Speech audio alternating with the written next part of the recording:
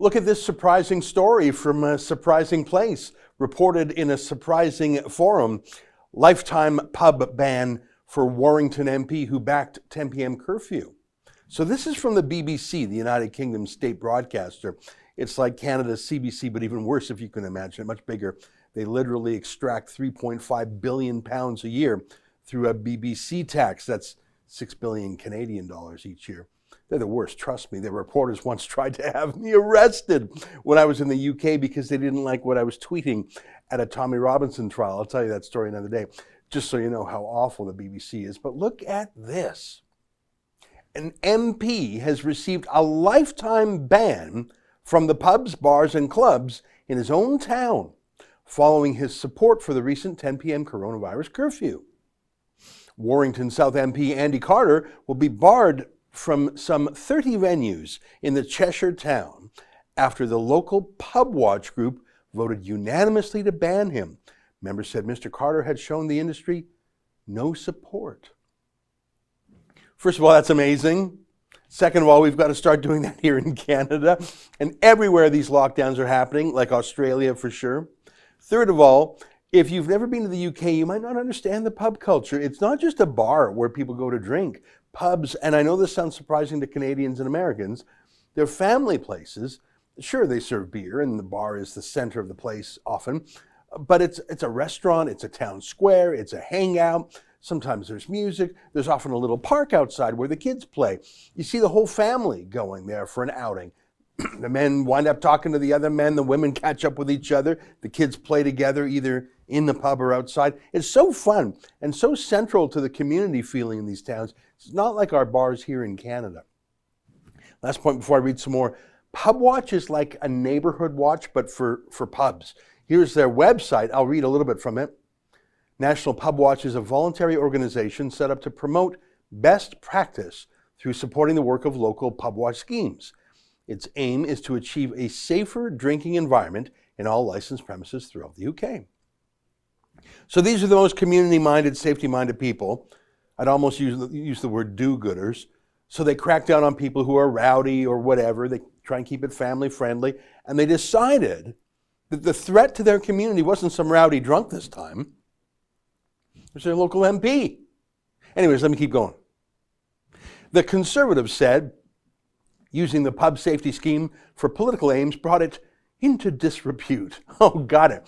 So the pubs are the disreputable ones, eh? Says a politician. The irony, it's too thick. Let me read more. The 10 p.m. curfew was introduced by the government to curb gatherings, but was criticized by the hospitality industry, which maintained venues were safe and the early closing time only encouraged more household mixing. One Pub Watch member said the curfew had absolutely killed us. Of course it did, but get back to the science. Can you please tell me why a virus is not dangerous at 9:59 p.m. but becomes dangerous at 10 p.m.? It reminds me of when they reduced the number of subway trains in London, the tube they call it. There were fewer people traveling, so they reduced the number of trains, so they jammed people just as tightly together nonetheless. How did that make sense? If you're trying to separate people because of the virus, why have fewer trains? Same thing with a pub. If you're just jamming a lot more people into fewer hours in the pub, I don't know, let's say 4 hours instead of 6 hours, aren't you just really making them more busy, more crowded for the smaller time everyone has to shuffle in? But this whole debate's ridiculous, as if any of this is based on science or a medical basis. I'm just showing you that even in their own terms, it's bollocks, as the Brits would say, as if there's science here. But did you see this a month ago when the pub curfews were brought in, as if 65 million Brits had to be treated like children? Parliament's bars are not subject to 10 p.m. curfew, and MPs don't have to give their contact details to get a drink. Bars inside Parliament are exempt from the government's new 10 p.m. curfew.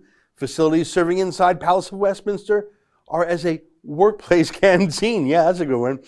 Comes after a curfew was imposed on pubs, bars, and restaurants in England. Yeah, so you see, this virus is so clever.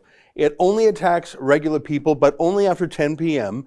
But MPs and Lords have special immunity, didn't you know? Or at least in their parliamentary pubs, after 10 p.m. Don't you know this is science, people? I should know that this rule was reportedly changed after massive public outcry, but I'm not sure if I even trust that, do you? So congrats to Pubwatch. Let Andy Carter get a drink in Parliament instead of his own hometown. Look at this story here. I thought this was interesting. The number one reason people break COVID rules is those who run the country don't stick to them. Let me read a little bit. The main reason people do not follow coronavirus restrictions is those who run the country don't stick to them, according to a new poll. This was a few months ago. And Ipsos Mori, a study asked 1,067 adults aged 18 to 75 how convincing several arguments were against following restrictions. In total, 47% of people said they felt the lack of adherence to rules from authority figures contributed to people breaking them. That's a good reason. Another good reason is that the rules make no sense. Another good reason is that people can govern themselves. If you're afraid of the cough, you can stay home. If you want to wear a mask and think it'll stop the virus, help yourself. If you want to go home at 10 p.m. like a good little boy, feel free. How about we each choose our own level of panic and paranoia?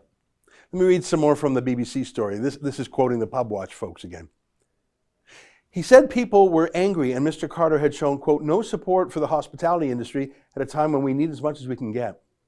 Mr. Carter, who has been an MP in the town since December 2019, said it was simply not true to say the government had not supported hospitality. Sure, hey guys, we're showing you tremendous support by telling you what to do, telling your customers what to do, and fining both of you with outrageous fines if you don't do it. Carter says it's actually been wonderful. He put pubs on a sort of welfare, so they should be grateful. Pubs have received grants, access to loans, and government schemes, including Eat Out to Help Out, and most recently, backdated support. I'm disappointed to see licensees using an important scheme like Pubwatch for political aims. It's totally against what it was set up for. Yeah, guys, come on. The ruling class is so disappointed with you.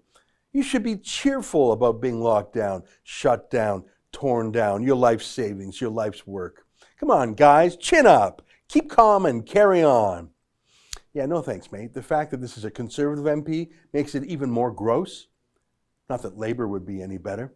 I see that Nigel Farage, a stellar pub goer, if ever there was one, is looking to start an anti-lockdown party called Reform UK, which support other things too, like closing the doors to illegal migrants coming across the English Channel on little dinghies.